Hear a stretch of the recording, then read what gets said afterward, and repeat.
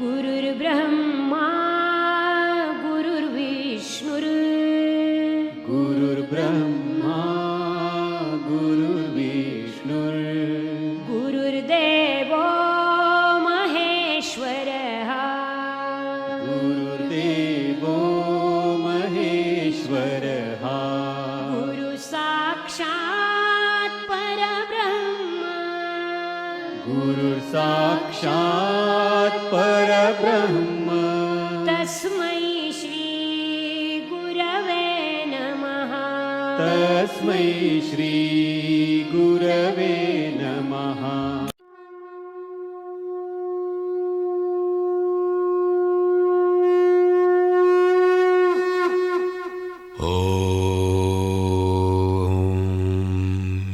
श्री परमात्मने नमः।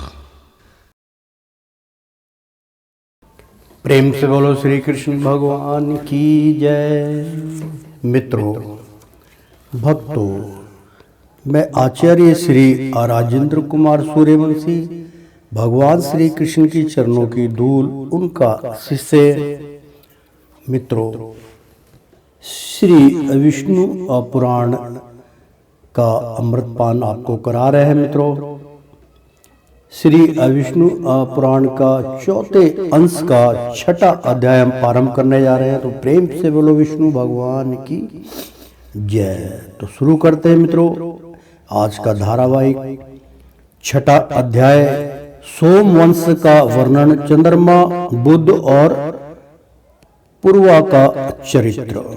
मैत्री जी बोले, अब भगवान आपने सूर्यवंशीय राजाओं का वर्णन तो कर दिया, अब मैं संपूर्ण चंद्रवंशियों भूपतियों का वृत्तांत भी सुनना चाहता हूँ, जिन स्थिर कीर्ति महाराजाओं की असंतनति का सुयश आज भी गान किया जाता है। हे अब्राह्मण, प्रसन्न मुख से आप उन्हीं का वर्णन मुझसे कीजिए। श्री अपराशर जी बोले, हे मुनि शार्दूल, परम तेजस्वी चंद्रमा के वंश का क्रम से स्मरण करो, जिसमें अनेकों विख्यात राजा लोग हुए हैं।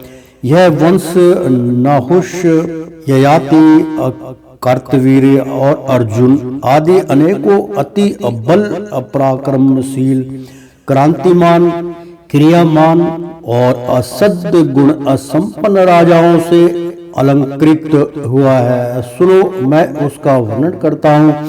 संपूर्ण जगत के रचयिता भगवान नारायण के नाभि कमल से उत्पन्न हुए भगवान ब्रह्मा जी के पुत्र अत्रि प्रजापति थे।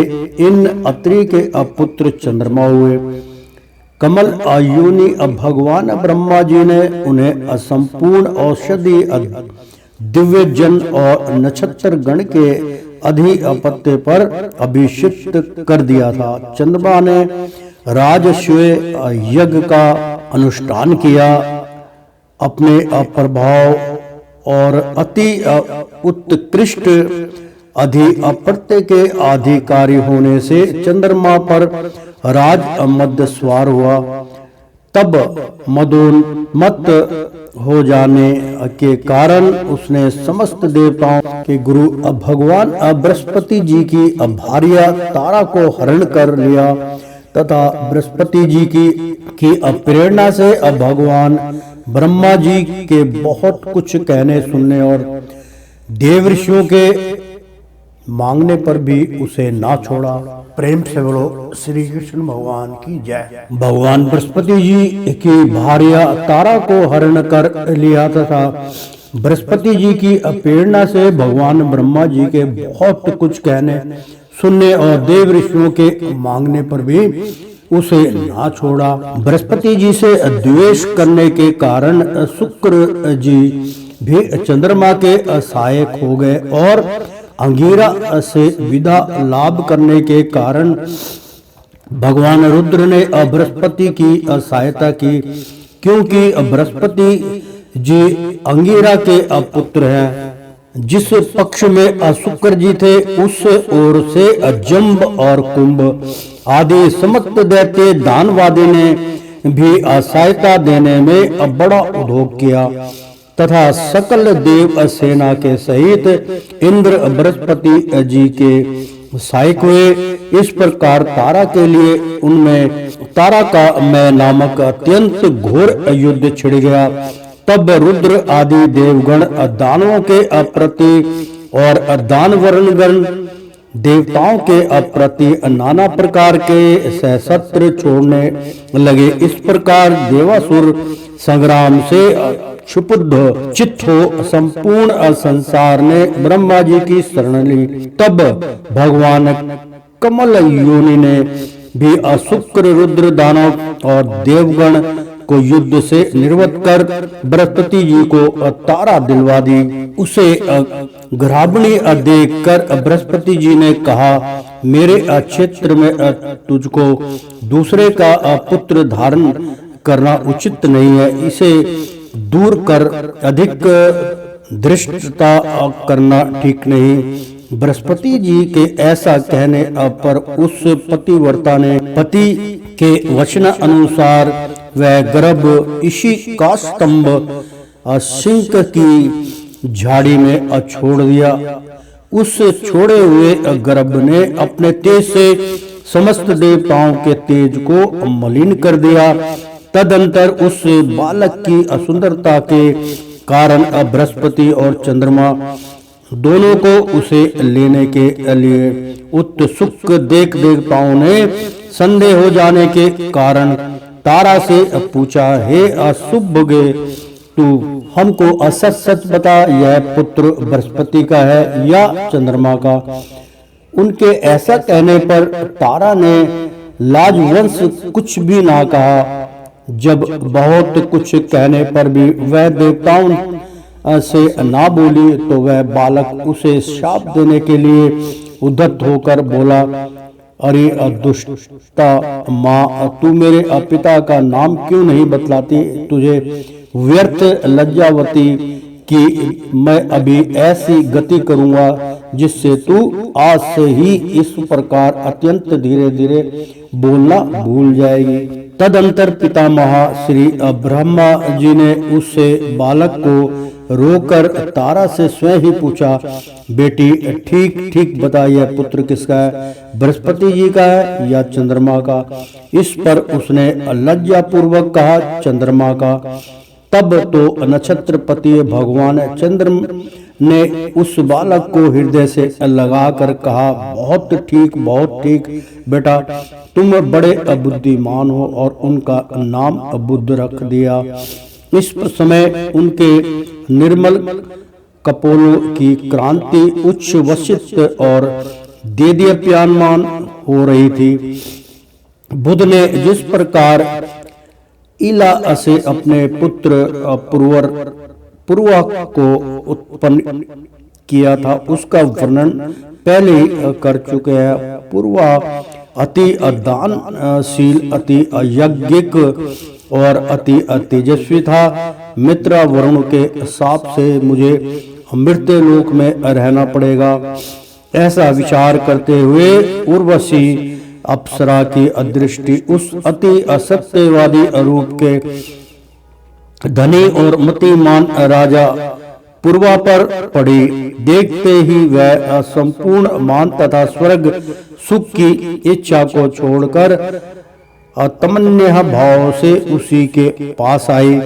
राजा पूर्वा का चित्त भी उसे संसार की समस्त स्त्रियों में विशिष्ट तथा क्रांति, असुकुमरता, सुंदरता, गति, अविलास और मुस्कान आदि गुणों से युक्त देखकर उसके वशीभूत हो गए। इस प्रकार वे दोनों ही परस्पर तन्मय और अनंचित होकर और सब कामों को भूल गए। निदान राजा ने असंकोच होकर कहा, हे प्रभु, हे सुरभु, मैं तुम्हारी इच्छा करता हूँ, तुम प्रसन्न होकर मुझे प्रेम दान दो। राजा के ऐसा कहने पर उर्वशी ने भी लज्जावंश सखालित संवर में कहा, यदि आप मेरी प्रतिज्ञा को निभा सके तो अवश्य ऐसा ही हो सकता है। यह सुनकर राजा ने कहा, अच्छा, तुम अपनी प्रतिज्ञा मुझसे कहो। इस प्रकार पूछने पर वह फिर बोली,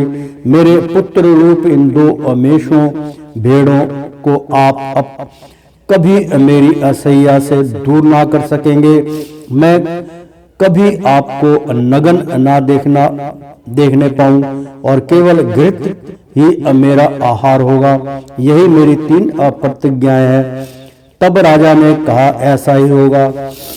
तदंतर राजा पुरवा ने दिन दिन बढ़ते हुए आनंद के साथ कभी अलकापुरी के अंतर्गत चैत्रथ और वनों में वह कभी सुंदर पद्म खंडों से युक्त अति रमणीय मानस आदि सरोवरों में विहार करते हुए 8000 वर्ष बिता दिए। उसके उपभोग सुख से प्रतिदिन अनुराग के बढ़ते रहने से उर्वशी को भी देवलोक में रहने की इच्छा नहीं रही। इधर उर्वशी के बिना अप्सराओं, सिद्धों और गंधर्वों के स्वर्गलोक अत्यंत रमणीय नहीं मालूम होता था। अतः उर्वशी और अपूर्वा की प्रतिज्ञा के जानने वाले विश्व सुने एक दिन रात्रि के समय गंधर्वों के साथ जाकर उसके नगार के पास से एक मेष का हरण कर दिया। उसे आकाश में ले जाते समय उर्वशी ने उसका शब्द सुना। तब वह बोली, अब मुझे अनाथा के पुत्र को कौन लिए जाता है? अब मैं किसकी शरण जाऊं? किंतु यह सुनकर भी इस भय से कि रानी मुझे नंगा देख लेगी, राजा नहीं उठा। तदंतर गंधर्वण गण दूसरा भी अमेश लेकर चले दिए। उसे ले जाते समय उसका शब्द सुनकर भी उर्वशी, हाय, मैं अनाथा और भर्तुहीना हूँ तथा एक कार्य के अधीन हो गई हूँ। इस प्रकार कहती हुई वह अत्र स्वर से विलाप करने लगी। तब राजा यह सोचकर कि इस समय अंधकार है, अतः रानी मुझे नग्न ना देख सकेगी, क्रोध पूर्वक, अरे दुष्ट, तू मारा गया, यह कहते हुए तलवार लेकर पीछे दौड़ा। इसी समय गंधर्वों ने अति उज्ज्वल विद्युत प्रकट कर दी। उसके अप्रकाश में राजा को वस्त्रहीन देखकर प्रतिज्ञा टूट जाने से उर्वशी तुरंत ही वहां से चली गई। गंधर्व गण भी उन अमेशों के वहीं छोड़कर स्वर्गलोक में चले गए। किंतु जब राजा उन अमेशों को लिए हुए अति प्रसन्न चित्त से अपने सयान नगर में आया तो वहां उसने उर्वशी को ना देखा। उसे ना देखने से वह उस वस्त्रहीन अवस्था में ही पागल के समान घूमने लगा। घूमते घूमते उसने एक दिन कुरुक्षेत्र के कमल सरोवर में अन्य 4 अप्सराओं के सहित उर्वशी को देखा। उसे देखकर वह उन्मत्त के असमान, हे जाए ठहर, अरि हृदय की निष्ठुरे खड़ी हो जा, अरि कपट रखने वाली वार्तालाप के लिए तनिक ठहर जा, ऐसा अनेक वचन कहने लगा। उर्वशी बोली, महाराज, इन अज्ञानियों की सी चेष्टाओं से कोई लाभ नहीं। इस समय मैं गर्भवती हूँ। 1 वर्ष उपरांत आप यहीं आ जावें, उस समय आपके एक पुत्र होगा और एक रात में भी आपके साथ रहूंगी। उर्वशी के ऐसा कहने पर राजा पूर्वा प्रसन्न चित्त से अपने नगर को चला गया। तदंतर उर्वशी ने अन्य अप्सराओं से कहा, ये वही पुरुष श्रेष्ठ है जिनके साथ मैं इतने दिनों तक प्रेम कृष्ट चित्त से भूमंडल में रही थी। इस पर अन्य अप्सराओं ने कहा, वाह वाह, सचमुच इनका रूप बड़ा ही मनोहर है। इनके साथ तो सर्वदा हमारा भी सहवास हो। वर्ष समाप्त होने पर राजा पुरवा वहां आए। उस समय उर्वशी ने उन्हें आयु नामक एक बालक दिया तथा उनके साथ एक रात रहकर 5 पुत्र उत्पन्न करने के लिए गर्भ धारण किया और कहा, हमारे पारस्परिक स्नेह के कारण सकल गंधर्वगण महाराज को वरदान देना चाहते हैं, अतः आप अभिष्ट वर मांगिए। राजा बोले, मैंने समस्त शत्रुओं को जीत लिया है, मेरी इंद्रियों की असमर्थ्य नष्ट नहीं हुई है, मैं बंधु अजन असंख्य सेना और कोष से भी संपन्न हूँ। इस समय उर्वशी के सहवास के अतिरिक्त मुझे और कुछ भी प्राप्त वे नहीं है, अतः मैं इस उर्वशी के साथ ही काल यापन करना चाहता हूँ। राजा के ऐसे कहने पर गंधर्वों ने उन्हें एक अग्नि अस्थाली अग्नि युक्त पात्र दी और कहा, इस अग्नि के वैदिक विधि से अग्रहपत्य अवन्य और दक्षिणांगिन रूप 3 भाग करके इसमें उर्वशी के सहवास की कामना से भली भांति यंजन करो तो अवश्य ही तुम अपना अभिष्ट प्राप्त कर लोगे। गंधर्वों के ऐसे कहने पर राजा उस अग्नि अस्थाली को लेकर चल दिए। मार्ग में वन के अंदर उन्होंने सोचा, अहो मैं कैसा मूर्ख हूँ, मैंने यह क्या किया जो इस अग्नि स्थली को तो ले आया और उर्वशी को नहीं लाया। ऐसा सोचकर उस अग्नि स्थली को वन में ही छोड़कर वे अपने नगर में चले आए। आधी रात बीत जाने के बाद निंद्रा टूटने पर राजा ने सोचा, उर्वशी की स्नांधि प्राप्त करने के लिए ही गंधर्वों ने मुझे वह अग्नि स्थली दी थी और मैंने उसे वन में ही छोड़ दिया, अतः अब मुझे उसे लाने के लिए जाना चाहिए। ऐसा सोच उठकर वे वहां गए, किंतु उन्होंने उस थाली को वहां ना देखा। अग्नि थाली के स्थान पर राजा पुरवा ने एक संबी गर्भ पीपल के वृक्ष को देखकर सोचा, मैंने यही तो वह अग्नि स्थाली फेंकी थी, वह स्थाली ही सर्मी गर्भ पीपल हो गई है, अतः इस अग्नि रूप अवस्थित को ही अपने नगर में ले जाकर इसकी अरणी बनाकर उससे उत्पन्न हुए अग्नि की ही उस उपासना करूं। ऐसा सोचकर राजा उस असत को लेकर अपने नगर में आए और उसकी अरणी बनाई। तदंतर उन्होंने उस काठ को एक अंगुल करके गायत्री मंत्र का पाठ किया। उसके पाठ से गायत्री की अक्षर संख्या के बराबर एक अंगुल की अरणियां हो गई। उनके मथन से तीनों प्रकार के अग्नियों को उत्पन्न कर उनमें वैदिक विधि से हवन किया तथा उर्वशी के सहवास रूप फल की इच्छा की। तदंतर उसी अग्नि से नाना प्रकार के यज्ञों का यंजन करते हुए उन्होंने गंधर्व लोक प्राप्त किया और फिर उर्वशी से उनका वियोग ना हुआ। पूर्व काल में एक ही अग्नि था, उस एक ही से इस मनवंतर में 3 प्रकार के अग्नियों का प्रचार हुआ। प्रेम से बोलो विष्णु भगवान की जय। मित्रों, बहुत सुंदर यहाँ पे आते कि पूर्व काल में एक ही अग्नि थी, यानी कि एक अग्नि था, उस एक ही से इस मनवंतर में 3 प्रकार के अग्नियों का प्रचार हुआ। प्रेम से बोलो विष्णु भगवान की जय। इस प्रकार श्री विष्णु पुराण के 4थे अंश में 6ठा अध्याय समाप्त हुआ। प्रेम से बोलो विष्णु भगवान की जय। मित्रों, श्री विष्णु पुराण का 4थे अंश का 7वां अध्याय प्रारंभ करते हैं। जनु का गाढ़ा अपान तथा जन्म अदग्नि और विश्वामित्र की उत्पत्ति। श्री पराशर जी बोले, राजा पुरवा के परम बुद्धिमान अमावस्यु, विश्वावसु, ऋत्वाताऊ, सताऊ और आयुताऊ नामक 6 पुत्र हुए।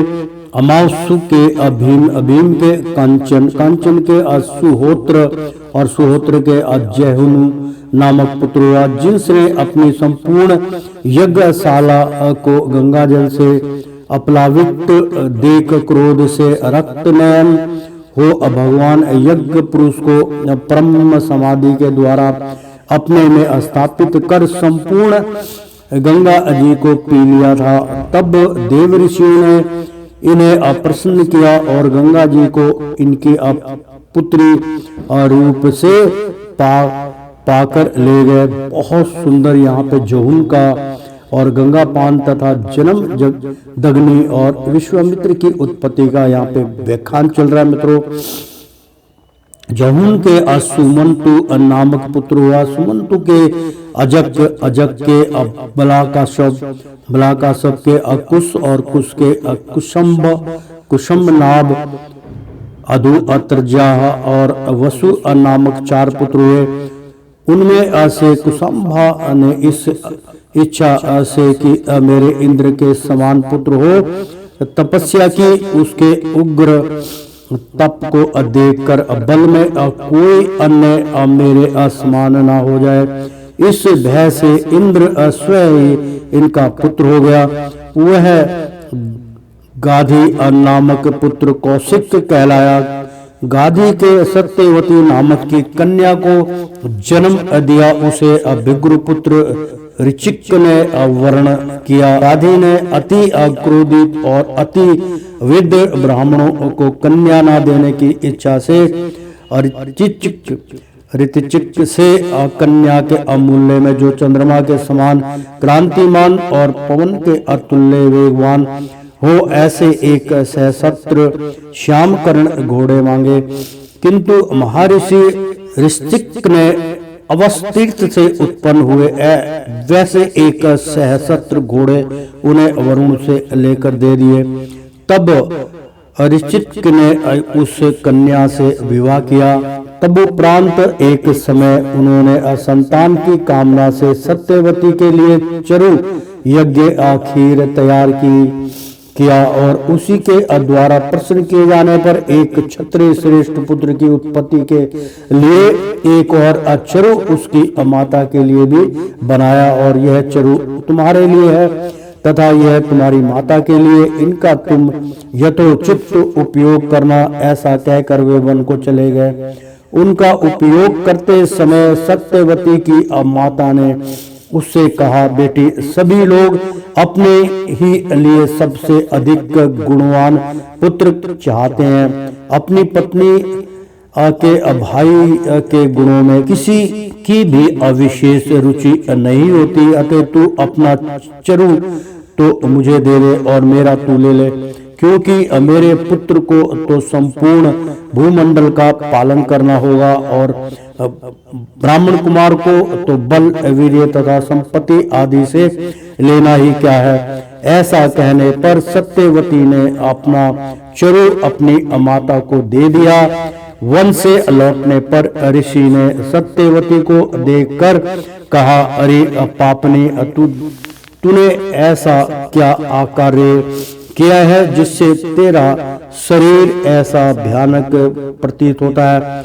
अवश्य ही तूने अपनी माता के लिए तैयार किए चरों का उपयोग किया है, सो ठीक नहीं है। मैंने उसमें संपूर्ण ऐश्वर्य, पराक्रम, शूरता और बल की संपत्ति का आरोपण किया था तथा तेरे में शांति, ज्ञान, तितिक्षा आदि संपूर्ण ब्रह्मणोचित गुणों का समावेश किया था।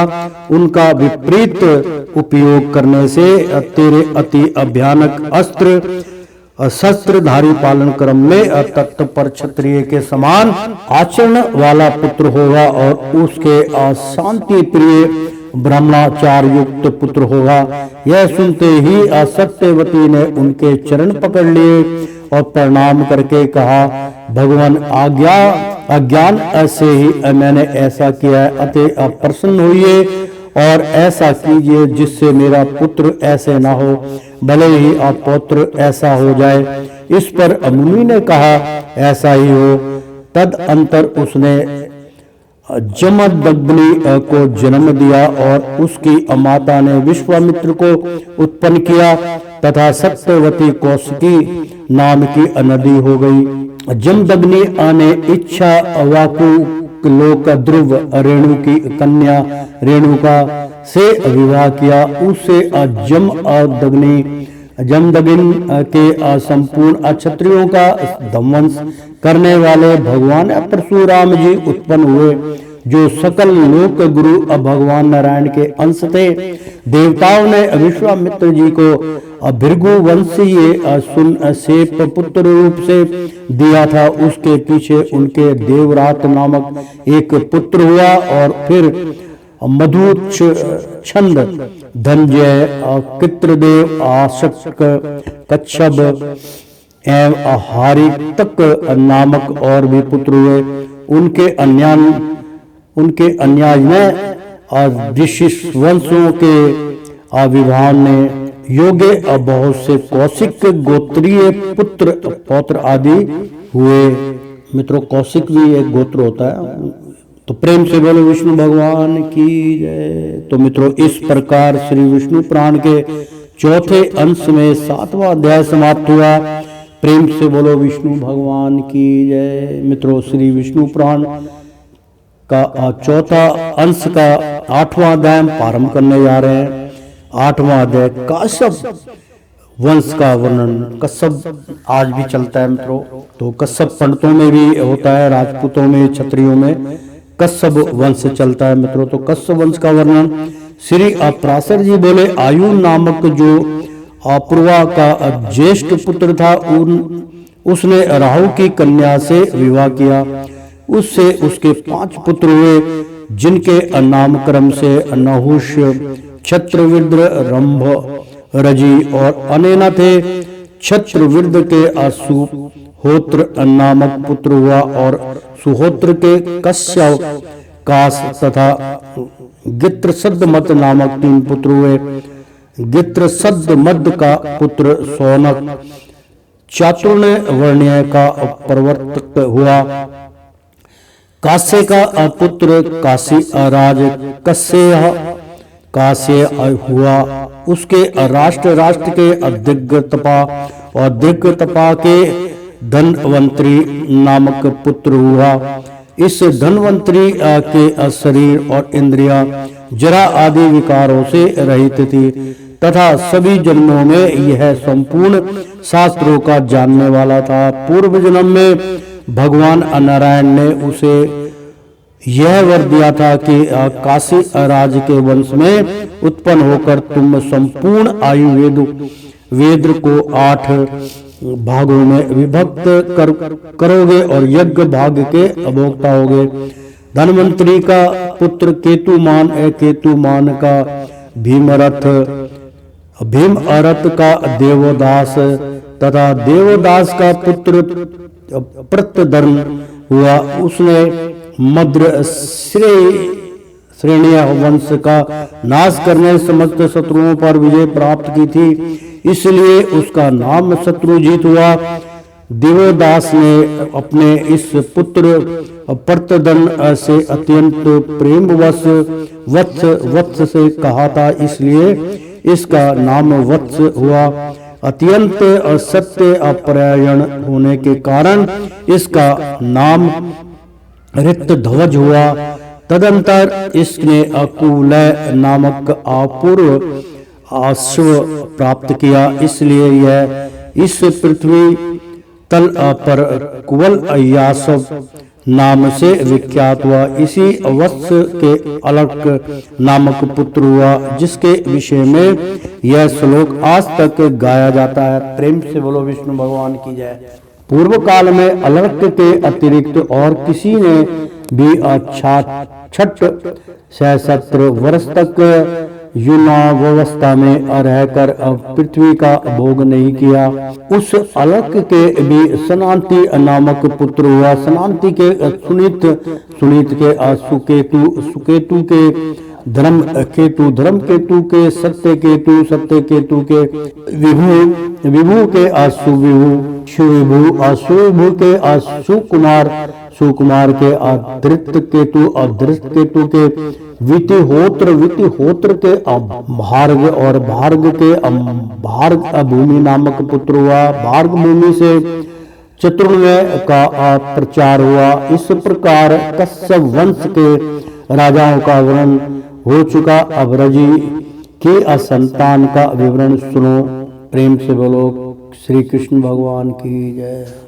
संतान का विवरण सुनो। इस प्रकार श्री विष्णु पुराण के चौथे अंश में 8वां अध्याय समाप्त हुआ। प्रेम से बोलो विष्णु भगवान की जय। प्रेम से बोलो श्री कृष्ण भगवान की जय। मित्रों, श्री विष्णु पुराण का चौथा अंश का 9वां अध्याय प्रारंभ करने जा रहे हैं। महाराजा रजी और उनके पुत्रों का चरित्र। श्री पराशर जी बोले, रजी के अतुलित बल अपराक्रमशाली 500 पुत्र थे। एक बार देवा असुर संग्राम के आरंभ में एक दूसरे को मारने की इच्छा वाले देवता और दैत्यों ने ब्रह्मा जी के पास जाकर पूछा, भगवान हम दोनों के पारस्परिक कलह में कौन सा पक्ष जीतेगा? तब भगवान ब्रह्मा जी बोले, जिस पक्ष की ओर से राजा रजी शस्त्र धारण कर युद्ध करेगा उसी पक्ष की विजय होगी। तब दैत्य ने जाकर रजी से अपनी सहायता के लिए प्रार्थना की। इस पर रजी बोले, यदि देवताओं को जीतने पर मैं आप लोगों का इंद्र हो सकूं तो आपके पक्ष में लड़ सकता हूं। यह सुनकर दैत्यों ने कहा, हम लोग एक बात कहकर उसके विरुद्ध दूसरी तरह का आचरण नहीं करते। हमारे इंद्र तो अब प्रहलाद जी हैं और उन्हीं के लिए हमारा यह संपूर्ण उद्योग है। ऐसा कहकर जब दैत्य गण चले गए तो देवताओं ने भी आकर राजा से उसी प्रकार प्रार्थना की और उनसे भी उसने वही बात कही। तब देवताओं ने यह कहकर कि आप ही हमारे इंद्र होंगे, इसकी बात सुन स्वीकार कर ली। अतः रजी ने देव सेना की सहायता करते हुए अनेक महान अस्त्रों से दैत्यों की संपूर्ण सेना नष्ट कर दी। तदनंतर शत्रु पक्ष को जीत चुकने पर देवराज इंद्र ने रजी के दोनों चरणों को अपने मस्तक पर रख कर कहा, भय से रक्षा करने और अन्न दान देने के कारण आप हमारे पिता है। आप संपूर्ण लोकों में सर्वोत्तम है, क्योंकि मैं त्रिलोक केंद्र आपका पुत्र हूँ। इस पर राजा ने हंसकर कहा, अच्छा ऐसा ही सही। शत्रु पक्ष की भी नाना प्रकार के चाटु वाक्य युक्त अनुनय विनय का अतिक्रमण करना उचित नहीं होता। फिर स्वपक्ष की तो बात ही क्या है। ऐसा कहकर वे अपनी राजधानी को चले गए। इस प्रकार सत्यक्रतु ही इंद्र पद पर स्थित हुआ।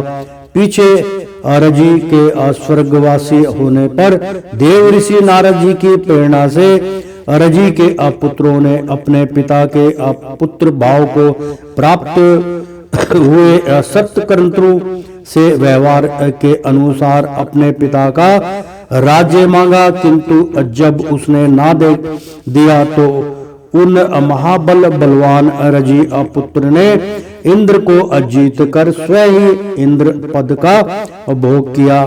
फिर बहुत सा समय बीत जाने पर एक दिन बृहस्पति जी को एकांत में बैठे देख त्रिलोकी के यज्ञ भाग से वंचित हुए सत्यक्रतु ने उनसे कहा, क्या आप मेरी तृप्ति के लिए एक बेर के बराबर भी पुरोंदा खंड मुझे दे सकते हैं? उनके ऐसा कहने पर बृहस्पति जी बोले, यदि ऐसा है तो पहले ही तुमने मुझसे क्यों नहीं कहा? तुम्हारे लिए भला मैं क्या नहीं कर सकता? अच्छा, अब थोड़े ही दिनों में मैं तुम्हें अपने पद पर स्थित कर दूंगा। ऐसा कहकर बृहस्पति जी राजी पुत्रों की बुद्धि को मोहित करने के लिए अभिचार और इंद्र की तेजो वृद्धि के लिए हवन करने लगे। बुद्धि को मोहित करने वाले उस अभिचार कर्म से अभिभूत हो जाने के कारण रजी पुत्र ब्राह्मण विरोधी धर्म त्यागी और वेद विमुख हो गए। तब धर्माचारहीन हो जाने से इंद्र ने उन्हें मार डाला और पुरोहित जी के द्वारा तेजोवृद्ध होकर स्वर्ग पर अपना अधिकार जमा लिया।